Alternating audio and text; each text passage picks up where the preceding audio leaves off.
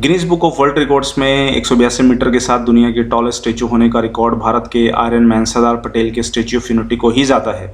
जब government of India ने Larsen Toubro को बनाने का ठेका दिया था तो इस स्टैचू की शाइनिंग के लिए जो सरफेस पे ब्रॉन्ज पैनल्स लगने थे उसको बनाने के लिए जो फाउंड्री थी वो इंडिया में अवेलेबल नहीं थी, इसलिए एल&टी ने इसको बनाने के लिए दुनिया की सबसे बड़ी फाउंड्री को ही ठेका दिया जो कि चाइना के अंदर है। जिसका मतलब ये है कि स्टैचू की डायरेक्ट जो कनेक्शन है वो चाइना के साथ हो जाता है।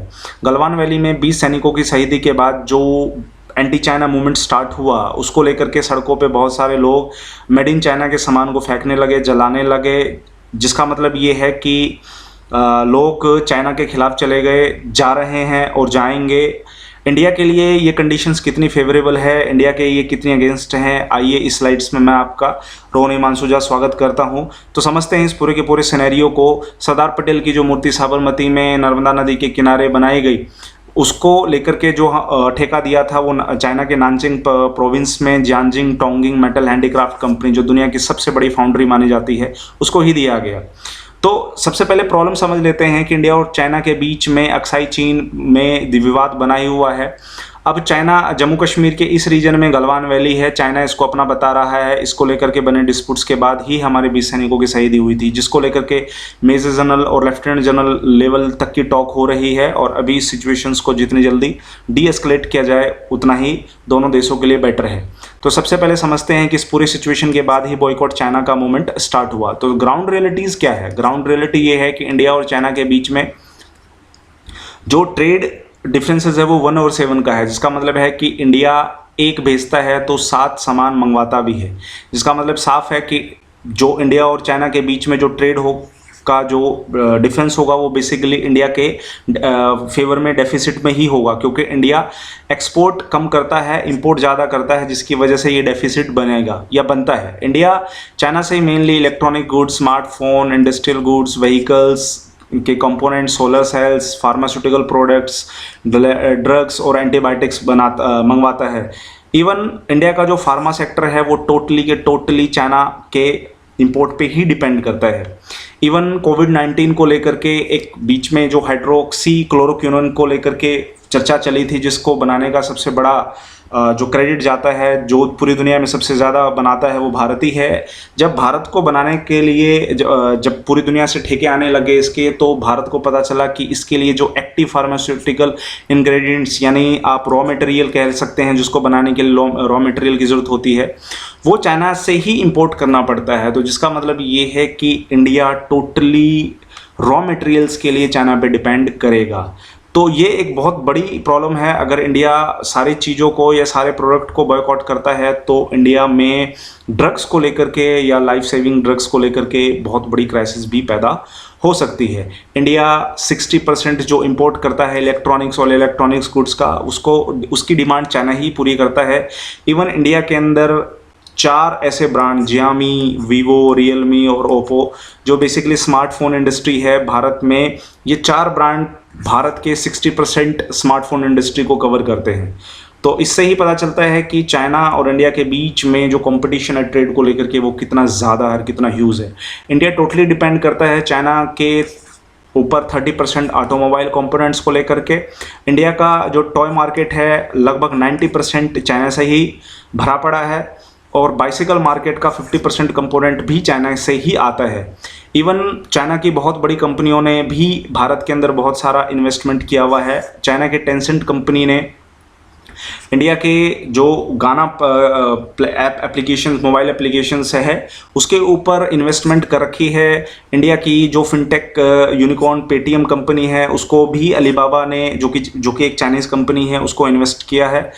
तो ये चीज़ें अगर हम आगे बढ़ते हैं तो टेंसेंट ने MX प्लेयर के ऊपर भी इन्वेस्ट किया है, जो कि पहले ही एक साउथ कोरिया बेस्ड कंपनी थी, जिसको बाद में टाइम्स ग्रुप के टाइम्स इंटरनेट ने खरीद लिया था।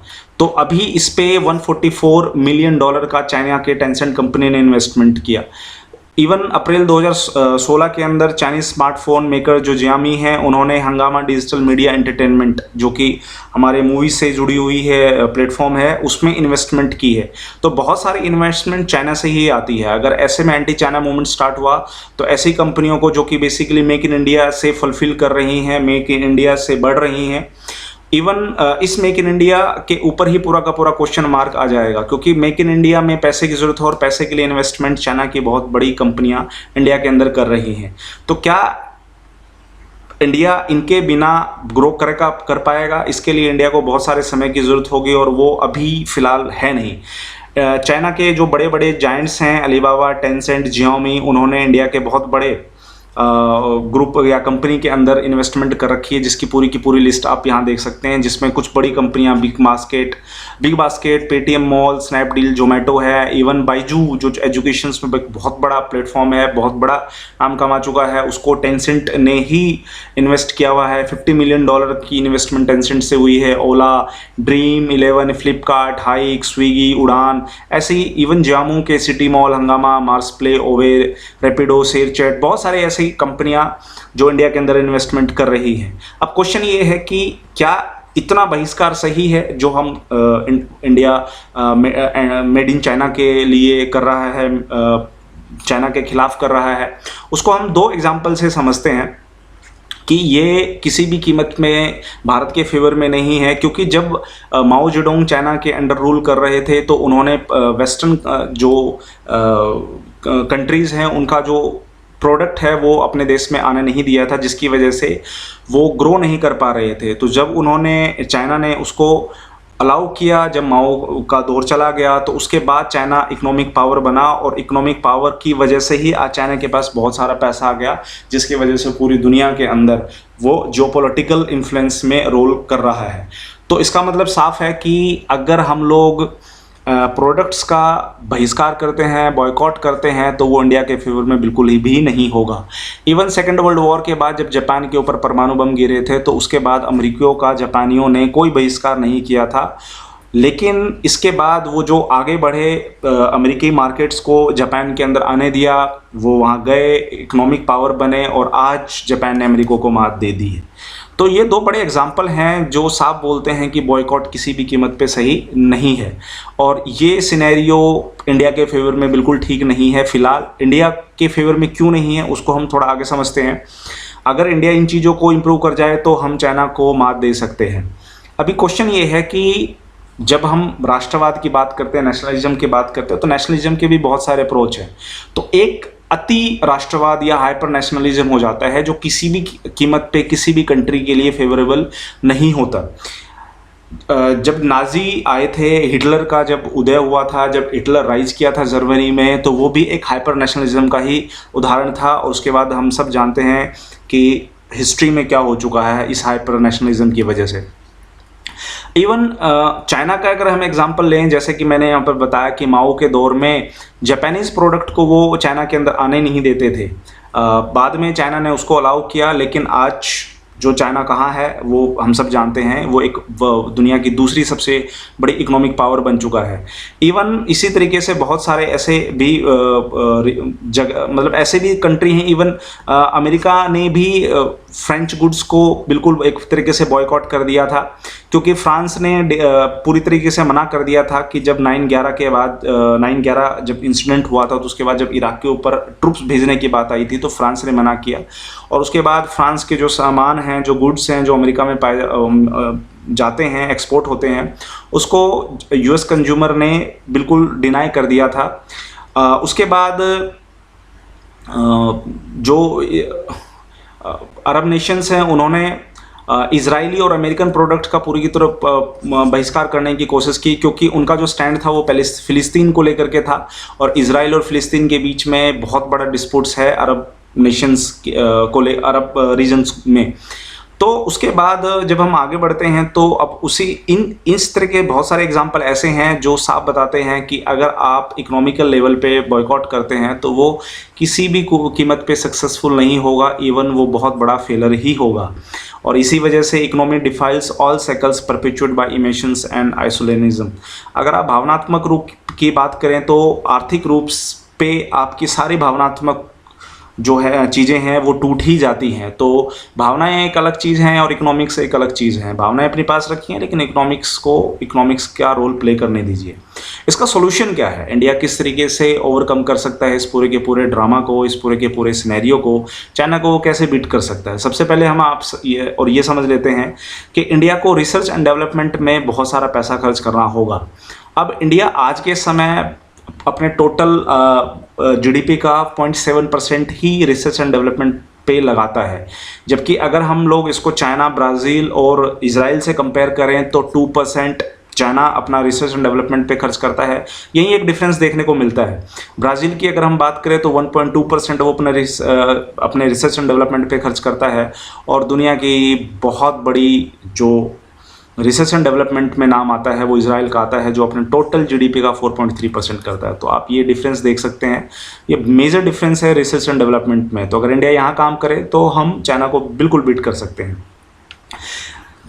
चाइना की जो रिजर्व बैंक है, जो चाइना की जो सेंट्रल बैंक है, जैसे हमारा रिजर्व बैंक है उसी तरह से चाइना का सेंट्रल बैंक है।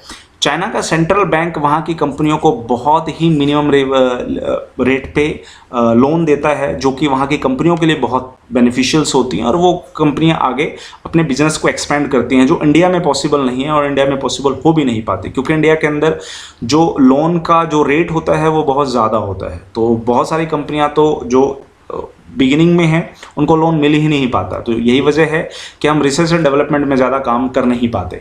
तो फॉरेन डायरेक्ट इन्वेस्टमेंट, जिसमें बाहरी कंपनियां इंडियन कंपनी के ऊपर पैसा लगाती हैं, तो उसको थोड़ा सा रिलीज़ करना चाहिए, लिबरलाइज फॉर्म में जाना चाहिए। हम ऑलरेडी एफडीआई पे काम कर रहे हैं, लेकिन अभी मीलो जाना है, अभी बहुत आगे काम करना है, तो उसको लेकर के थोड़ा और काम किया जा सकता है और करना चाहिए। इवन इंडिया को अब इंपोर्टिंग में दुनिया बिल्कुल चाइना के ऊपर डिपेंडेंट ना रह करके तो अदर कंट्री के ऊपर भी देखना चाहिए, अदर कंट्रियों को भी देखना चाहिए जहां पर हम चीज़ों पे डिपेंड रह सकते हैं। तो अकेले चाइना पे ना रह करके अदर कंट्री के ऊपर भी हम काम कर सकते हैं। तो ये कुछ सॉल्यूशंस हैं जो इंडिया के फेवर में हो सकती हैं। तो इंडिया और चाइना की अगर हम बात करें तो इंडिया और चाइना के बीच में जो डिफरेंस है, जो गैप है, वो किस तरीके से हो सकता है? अगर चाइना अपनी कोई एक लकीर खींच रहा है, एक एग्जांपल के साथ समझते हैं कि अगर चाइना एक लकीर खींच रहा है, ये लकीर को आप लोग एक तरीके से ट्रेड के रूप में ले सकते हैं, मैन्युफैक्चरिंग गुड्स में ले सकते हैं जो इंडिया के अंदर आ रहा है। तो इसको बीट करने का एक सीधा और सिंपल सा तरीका ये है कि अगर चाइना ने एक लाइन खींच दी तो इस लाइन से बड़ा होने का सिंपल सा कारण है कि इंडिया उसके पैरेलल में एक बड़ी लाइन खींच दे, जिसका मतलब है कि इंडिया इंपोर्ट जितना करता है उसके कंपैरिजन में रिसर्च डेवलपमेंट पे अगर ज़्यादा काम करे तो इंडिया एक दिन ज़रूर चाइना को ओवरकम कर सकता है। तो लेकिन उसके लिए बहुत सारा फंड की ज़रूरत है, इन्वेस्टमेंट की ज़रूरत है। मेक इन इंडिया में जो फंड आता है वो चाइना से आता है। तो let them allow in Indian market. Chinese अगर प्रोडक्ट आता है तो कोई दिक्कत नहीं है, हमें उसके पैरेलल में एक बड़ी लकीर खींचनी होगी। और इसका सबसे बड़ा उदाहरण हम देख सकते हैं कि जब वॉलमार्ट जो रिटेल कंपनी है दुनिया की, जब वो भारत आ रही थी तो भारत में इसको लेकर के तगड़ा विरोध हुआ था। इवन बहुत सारे लोग सड़कों पे आ गए थे, वॉलमार्ट आ जाएगी तो बहुत लोग जो छोटे छोटे स्मॉल दुकान वाले हैं वो नहीं, उनका धंधा चौपट हो जाएगा, ये हो जाएगा, वो हो जाएगा, जिसकी वजह से बहुत दिक्कत हुई थी वॉलमार्ट को इंडिया में आने के लिए। लेकिन वॉलमार्ट एक टाइम के अकॉर्डिंग आई गई।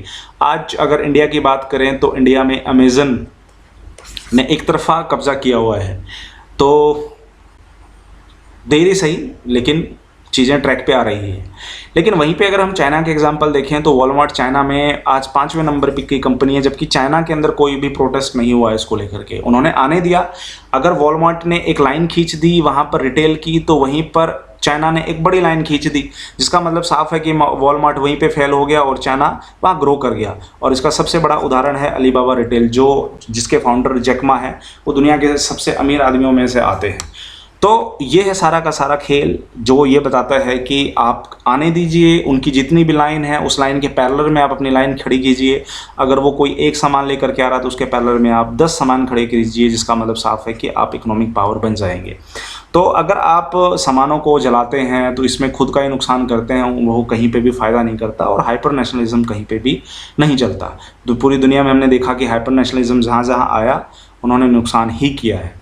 तो ये था पूरी की पूरी एनालिसिस इस पूरे सिनेरियो को लेकर के। अगर आपको ये चैनल अच्छा लगा, ये टॉपिक अच्छा लगा, तो प्लीज़ लाइक कीजिए, शेयर कीजिए और सब्सक्राइब कीजिए। इसके साथ ही मैं आप सबका शुक्रिया अदा करता हूँ। Thank you very much.